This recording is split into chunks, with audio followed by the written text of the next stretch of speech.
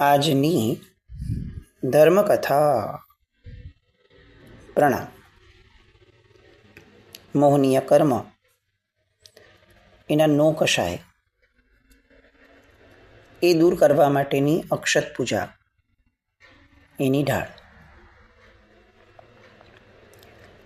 આપણે એક્ઝામ્પલ જે કથાનક છે એ કથાનકની વાત સુધી ગયા. કાજા ઉદ્ધરતા મુનિ દેખે સોહમપતિ મોહવસીએ, મોહે નડિયા નાણથી પડ્યા, કૌસગમાં મુનિ હસીએ. એક અપ્રપ્ત મુનિ જ્યારે કાજો લેતા હતા ત્યારે કાજાને યોગ્ય એવા પરિણામો ઉત્પન્ન થયા એમને કે એમને અવધિ જ્ઞાન થયું. આ વાતને કથા આગળ છે પણ આ વાતને અહીંયા જરાક વિચારમાં લાવીએ. ફક્ત કાજો લેવાની પ્રક્રિયા માત્રથી પણ અવધિ જ્ઞાન થઈ શકે છે. ક્રિયા એ એટલી મહત્વની નથી જેટલું મહત્વનું અંદરમાં થતું પરિણમન છે.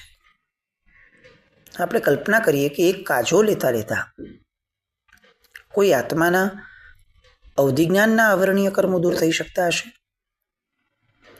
એ કેવી રીતે કરતા હશે? કાજો તો આપણે પણ કેટલી બધી વાર લેતા હોઈશું. સામાયિક કરીએ, ઔષધ કરીએ. બહેનો જીવનમાં દિવસની અંદરમાં કેટલી વાર લેતા હશે? ઘરમાં ઝાડુ કાઢવાની પ્રક્રિયા, અને એ પ્રક્રિયાથી અવધિ જ્ઞાન પ્રાપ્ત થાય. આપણી કલ્પના બહારની વસ્તુ. પણ અહીંયા જ પરમાત્માના શાસનના ક્રિયા માર્ગની મહત્તા દેખાય છે. તે કાર્યોની અંદરમાં જો એના આશયની અંદરમાં આપણે બહુ અંતરથી અને ઊંડાણથી પ્રવૃત્ત થઈએ તો તે ક્રિયા આપણા કોઈ પણ પ્રકારના આવરણને દૂર કાઢી શકે એમ છે. વલ્કલચેરીજીનું દ્રષ્ટાંત છે જ આપણે ત્યાં કે ફક્ત ઉપકરણો જે પોતે આગળના ભવની અંદરમાં વાપરતા હતા એનું પરિલેહણ કરતાં કરતાં છેક કેવળ જ્ઞાનની ધારા સુધી પહોંચ્યા. આ મુનિનું દ્રષ્ટાંત જે આપણે કથા સ્વરૂપે જોયું છે તેઓ કાજો કાઢતા કાઢતા અવધિ જ્ઞાનને પ્રાપ્ત કરે છે.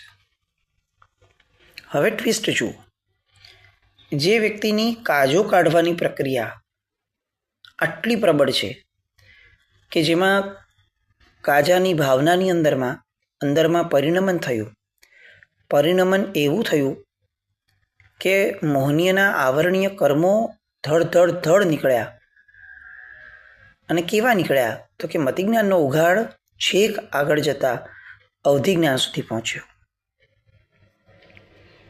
હવે એમને અવધિ જ્ઞાન પ્રાપ્ત થયું. કેમ? કારણ કે પરિણામની શુદ્ધિ હતી. હવે એમને અવધિ જ્ઞાન પ્રાપ્ત થયું. પછી શું કર્યું? તો કે તરત જ એમને અવધિ જ્ઞાન વડે એનો ઉપયોગ મૂકતો એમને જોયું કે ભાઈ આ જગતમાં શું જોવા જેવું છે. અને જોતા એમને ઇન્દ્ર જોયો, સૌધર્મેન્દ્રને જોયા. અને સૌધર્મેન્દ્ર એ સમયે એ પોતાના પત્ની સાથેનો એનો મોહનો ભાવ એ ચેષ્ટા દેખાણી કે એટલે પત્નીના ગુલામ તો સૌધર્મેન્દ્ર છે. અને એ ગુલામી જોતા જોતા પોતાની ગંભીરતાથી પોતે ચૂકી ગયા. હસ્યા. જેવા હસ્યા એવા તરત જ એ હાસ્ય મોહનીના કારણે અવધિ જ્ઞાન ગુમાવી બેઠા. આ બધી વાતોને સાંભળીને આપણને ભય નથી લાગતો. એ જ બહુ ભય પામવા જેવું છે. એક અવધિ જ્ઞાન ફક્ત આવી એક સામાન્ય ચેષ્ટા કે ભાઈ જોયું કે કોક બિચારું પોતાના વિચારોને વશ છે એમ, અને એ વિચારોની નબળાઈ એના કારણે કદાચ કેટલીક એવી ચેષ્ટાઓ પ્રવૃત્તિઓ કરે છે કે જે પ્રવૃત્તિઓ એને શોભનીય નથી. એ કરે છે એ ખોટું જ છે, પણ માત્ર એની ચેષ્ટાઓ અયોગ્ય છે એટલા માત્રથી પોતે પોતાને ગંભીરતાને યુક્ત જે ચેષ્ટા કરવી જોઈએ એનાથી નીચે ઉતરે તો એ પોતાનું જ્ઞાન ગુમાવી બેસે. બહુ સામાન્ય શબ્દોમાં આપણે આને સમજીએ કે કોઈ એક માણસ ખોટું કરે છે, એની વિચારણા માત્ર કે આ માણસ ખોટો છે અને આ માણસ પ્રત્યે યા તો હાસ્ય આવે યા તો એના પ્રત્યે કોઈ બીજો ભાવ આવે એટલા માત્રથી જીવ એટલું ખોટું કરી લે છે, આવું વિચારવા માત્રથી કે એ પોતાનું જ્ઞાન ગુમાવી બેસે છે. પર પ્રત્યેનો ગંભીરતાનો ભાવ કેવો હોવો જોઈએ એનો નિર્ણય આપણે કરવાનો. આ અહીંયા હાસ્ય મોહનીય એની વાત કરીને કીધું કે એક હાસ્ય માત્રથી કેવા મોહનીય કર્મનો બંધ કર્યો કે મેળવેલું અવધિજ્ઞાન નીકળી ગયું. આની ઘણી બધી વિગતસર વાતો આપણે એ કથાનક દરમિયાન કરી છે, પણ સમજવાનું આ છે કે ક્રિયાઓ એ જો પમાડવાની અંદરમાં આટલી પ્રબળ છે તો ગુમાવવાની અંદરમાં પણ એટલી જ પ્રબળ છે. નિર્ણય હંમેશા આપણી અંદરની પરિણતિનો રહેવાનો કે ક્રિયા દ્વારા પ્રાપ્ત કરવું છે કે ગુમાવવું છે. આ દ્રષ્ટાંતથી આગળ વધી અને એની પછીની કડીઓ આવે છે. મોહની હાસ્ય વિનોદે વસતા જેમ તેમ મુખથી ભસીએ, કોઈ દિન રતિ કોઈ દિન અરતિમાં શોક મસી લઈ ઘસીએ. ચાલો ને વીર કને જઈ વસીએ. હાસ્ય મુનિનો ઉદય થાય એટલે આપણે મજાક મશ્કરી કરીએ છીએ. એ સમયે આપણા મોંમાંથી જેમ તેમ બકબક થાય છે. આ બકબક માટે જે શબ્દ પૂજ્ય વીર વિજયજી મહારાજ સાહેબ વાપર્યો હોય કેટલો હાર્શ છે કદાચ. મોહની હાસ્ય વિનોદે વસતા જેમ તેમ મુખથી ભસીએ. એક મનુષ્ય માટે આ શબ્દ કોણ વાપરે? જેમ તેમ મુખથી ભસીએ. આ વાત સૂચવે છે કે જ્યારે કોઈ માણસ કોઈની મજાક કરે છે ને એ સમયે એ બોલતો નથી, એ માણસ એ સમયે તિર્યંચ બની અને ભસે છે. શબ્દ બહુ કડક છે, ભાવ પણ બહુ કડક છે, પણ કદાચ સજા પણ બહુ કડક છે. એટલે જ આવા શબ્દો વાપરી આપણા હિત માટે એ આપણને ચેતવે છે. સુજ્ઞ વ્યક્તિ જ્યારે ચેતવે ને ત્યારે સજ્જન વ્યક્તિ ચિંતવનામાં જવું જોઈએ કે આ ચેતવે છે ને તો નક્કી કંઈક છે. આ કદાચ કેટલાક કડક શબ્દો બોલે છે તો એનો મતલબ કે આની સજા વધારે પડતી કડક હશે, એટલે આપણને કડકાઈપૂર્વક એની સજાથી ચેતવા માટે કહે છે. આવા સમયે સુજ્ઞ વ્યક્તિના શબ્દોના આધારે વિચારણા ન કરાય કે જો તો આવા કડક શબ્દો બોલાતા હશે કેવા છે. આવું પૂજ્ય વીર વિજયજી મહારાજ સાહેબ માટે આપણને અહીંયા પ્રગટે. આપણા પ્રત્યેની કરુણા, આપણા પ્રત્યેની એમની લાગણી કેવી પ્રબળ હશે. આપણને કોઈ એક કર્મથી દૂર રાખવા માટેનો એમનો ભાવ કેવો પ્રબળ હશે કે છેક આપણી માટે એમ કહી દે કે જ્યારે ભાઈ તમે મોહને વશ થઈ જાઓ છો અને હાસ્યને હાસ્યમાં મજાક મશ્કરીમાં ગમે તે વ્યક્તિ માટે ગમે તે બોલો છો, આ તિર્યંચની ચેષ્ટા છે. મનુષ્ય છો, કોઈની માટે કંઈ પણ બોલતા પહેલાં વિચારણા નહીં કરો તો એક તિર્યંચની જેમ કૂતરાની જેમ ભસવા જેવી સ્થિતિમાં તમે આવી જશો. હાસ્ય મોહની વાત. પછી કોઈ દિન રતિ કોઈ દિન રતિમાં શોક મસી લઈ ઘસીએ.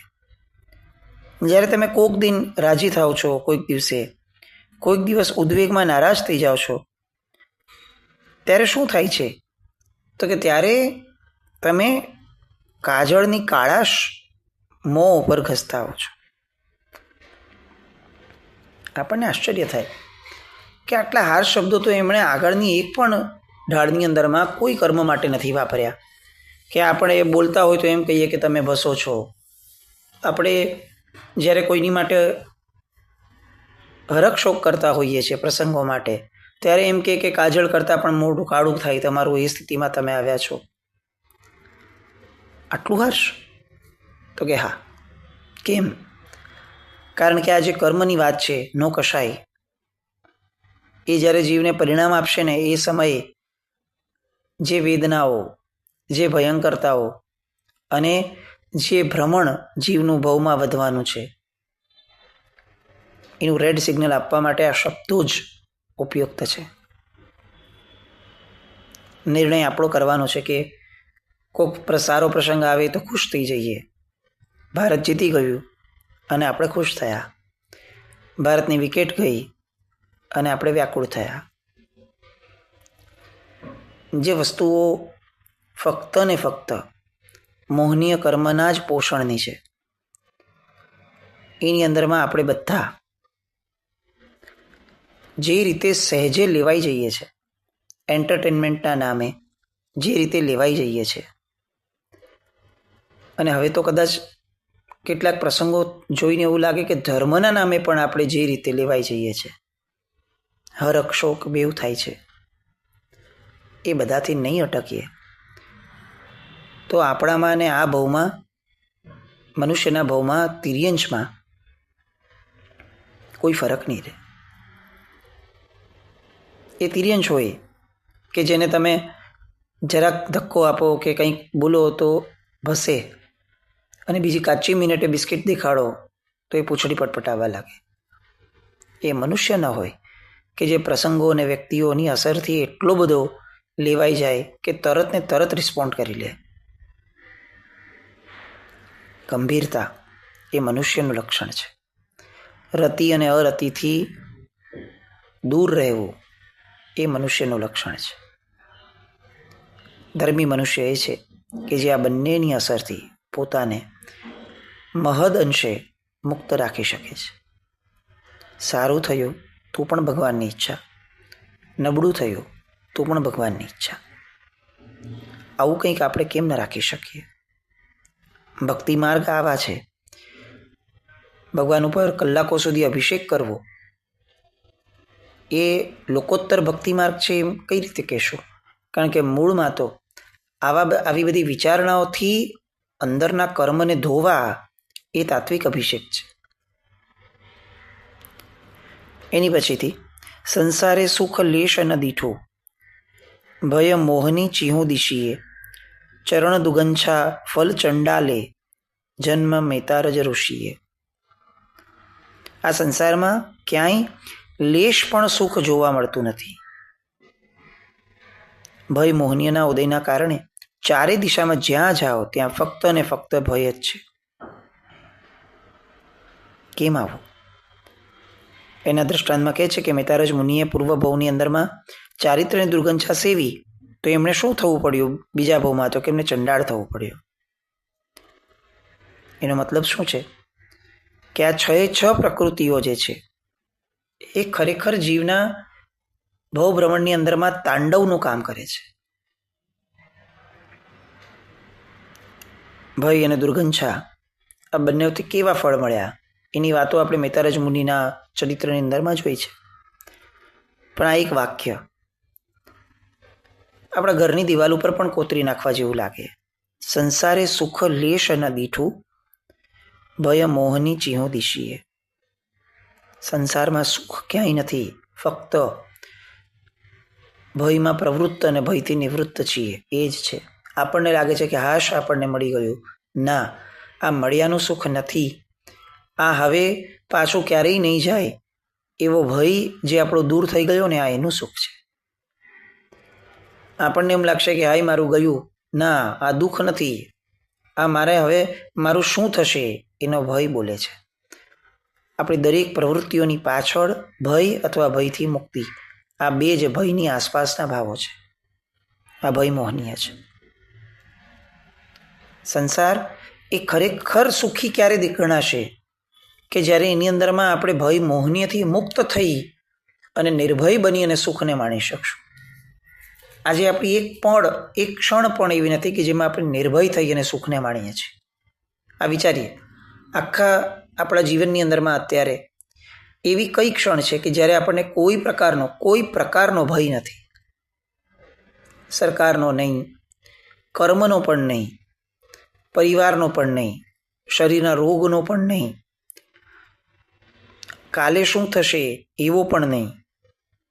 એક પણ પ્રકારના સાતમાંથી એક પણ પ્રકારનો ભય ન હોય, આપણી એવી પળો આખા દિવસમાં કેટલી? આપણે વિચારવા જેવું છે. આપણું સુખ પણ ભયથી પ્રેરિત છે, આપણું દુઃખ પણ ભયથી પ્રેરિત છે. આપણા સુખ અને દુઃખનું ડિસિઝન ભય લે છે. આવી ભયભીતતાવાળા જીવનને જીવનાર માણસ એને સુખી કેવી રીતે કહેવો?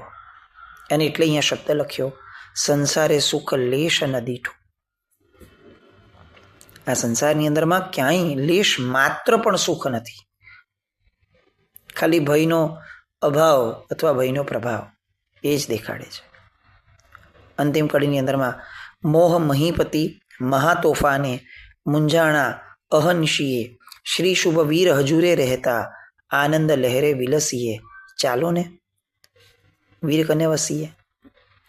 આ રીતે મોહ રાજાના મહાતોફાનોમાં જે જીવ સપડાયો છે બિચારો થઈને, રાત દિવસ મૂંઝાય છે, એ આ અક્ષત પૂજા દ્વારા વર્ધમાન સ્વામી ભગવાનની સેવામાં એને શાસનમાં આવે છે. અને આવે એટલે હવે સુખ અને દુઃખથી પર થઈ અને આનંદની લહેરોની અંદરમાં એ વિલસે છે. અક્ષત પૂજા શું આપે છે? અક્ષત પૂજા એવા પ્રકારનો આનંદ આપે છે કે જે સામાન્ય સુખ અને દુઃખ એ બંનેથી પર છે. જીવે સુખી પણ નથી થવાનું, જીવે દુઃખી પણ નથી થવાનું, જીવે આનંદિત થવાનું છે. તો આનંદ એટલે શું? સુખથી અલગ છે? તો કે હા, જે દીર્ઘ છે, જે નિર્ભય છે, જે પોતાને સ્વાધીન છે, એ આનંદ છે. જે ક્ષણિક છે, જે પરાધીન છે, જે આવા ભય જેવા કોઈ પણ મોહના કારણે ઉત્પન્ન થાય છે, એવું સુખ એ પણ અલ્ટિમેટલી દુઃખ છે. આપણે ત્યાં વાત આવે છે કે પશ્ચાત દુઃખમ ન સુખમ. જે સુખ ભોગવવાથી પાછળથી દુઃખી થવું પડતું હોય, એ સુખ એ હકીકતમાં એ સમયે વર્તમાનમાં પણ સુખ નથી, દુઃખ છે. બસ આ વાત આપણે સમજી લઈએ તો આપણને ન સુખનો કોઈ પ્રકારનો મોહ થશે, ન દુઃખનો કોઈ વૈરાગ્ય, દુઃખમાં કોઈ અરતિ થશે, અને ખરા અર્થનો વૈરાગ્ય થશે. બસ એ ખરા અર્થનો વૈરાગ્ય જે છે ને એ જ આપણને આનંદ તરફ લાવશે. આ જગતની અંદરમાં સૌથી સુખી કોણ છે? તો કે જે સમ્યક દર્શનને પામેલો છે, જે દરેક પ્રસંગમાં આનંદને શોધે છે, આનંદને પામે છે, એ સુખી છે. અબજોપતિ માણસ પણ દુઃખી છે. કેમ? કારણ કે સુખને માણે છે. આજે આપણને ઘણા બધા યુથના નવી જનરેશનના લોકો જે કહે છે કે જો અમે કેટલા સુખી છીએ, આમ મૂવી જોઈને આવ્યા હોઈએ, કોઈ સારો મોબાઈલ મેળવ્યો ને અમે કેટલા ખુશ છીએ. એ ખુશ નથી. આ સુખ એ પણ ભ્રમ છે. ક્ષણિક મળતી વસ્તુઓ ક્ષણમાં આના વિયોગથી તમને જે દુઃખ ઉત્પન્ન થવાનું છે એ દેખાડે છે કે અત્યારે જે તમને સુખ છે ને એ પણ સુખ નથી, એ દુઃખની મુક્તિનો ભાવ અથવા દુઃખનો અભાવ જ છે. તાત્વિક રીતે દુઃખનો અભાવ એ સુખ નથી, સુખ એ સુખ છે. આવી બધી વાતો અક્ષત પૂજાના માધ્યમે આપણને પૂજ્ય વીર વિજયજી મહારાજ સાહેબ સમજાવે છે. અને એટલે કાવ્યની અંદરમાં કહે છે કે જીનવરની સામે રચેલું અક્ષતનું માંડું પૃથ્વી તળ ઉપર અક્ષત એવા સુખનું નિદાન બને છે. કર્મોએ સર્જેલા દેહનું નિવારણ કરે છે અને ભવ સમુદ્રથી આપણને તારનારું છે. આટલી બધી તાકાત એક અક્ષત પૂજાની છે. એ અક્ષત કેવા? એ એમણે દુહામાં કીધું કે જે દુહો આપણે રોજ બોલીએ છીએ, શુદ્ધ અને અખંડ. આપણા અક્ષત શુદ્ધ છે કે નહીં, આપણા અક્ષત અખંડ છે કે નહીં, એ જોવાની પણ તસ્દી આપણે કઈ અક્ષત પૂજામાં લીધી છે એનો પ્રશ્ન આપણને છે. રેડીમેડ આવેલા દુકાનમાંથી અક્ષતો સીધા આપણે પરમાત્માને ચડાવી દઈએ છીએ. એ સમયે આ અખંડ છે દરેક અક્ષતનો દાણો, એવું જોવાનું પણ આપણને ક્યારે સૂઝ્યું નથી. આપણે બોલીએ છીએ રોજ શુદ્ધ અખંડ અક્ષત રહીએ. અખંડ છે કે નહીં? ખંડિત અક્ષત નથી ને ભાઈ. આવી ખંડિત અક્ષતની અક્ષત પૂજાઓ જ આપણા સુખને ખંડિત કરતી હશે કદાચ. કેમ? કારણ કે આપણે ભગવાન આગળ જુઠ્ઠું બોલ્યા એમ કે તમને અખંડ અક્ષત ચડાવું છું, પણ મનમાં ઉપયોગ પણ નથી રાખ્યો કે મારું આ અક્ષત અખંડ છે કે નહીં. આ અનુપયોગથી થતી આપણી પ્રવૃત્તિઓ, એનાથી મુક્ત થવા માટેની આવી કેટલીક ઢાળો એ આપણા જીવનમાં આવવી જોઈશે, જે આપણને તત્વ તરફ લઈ જાય. અને એટલે છેલ્લે પરમાત્માને કહે છે કે અવરોધ રહિત એવા સુબોધને કરનારા અને સહજ સિદ્ધ એવા વીર પ્રભુ, હું મોટા દોષોને શોધી આપનાર, મને શુદ્ધ કરનાર, મંગળ સ્વરૂપ એવા સહજ ભાવરૂપી નિર્મળ તંદુળ એટલે કે અક્ષત વડે તમને પૂજું છું.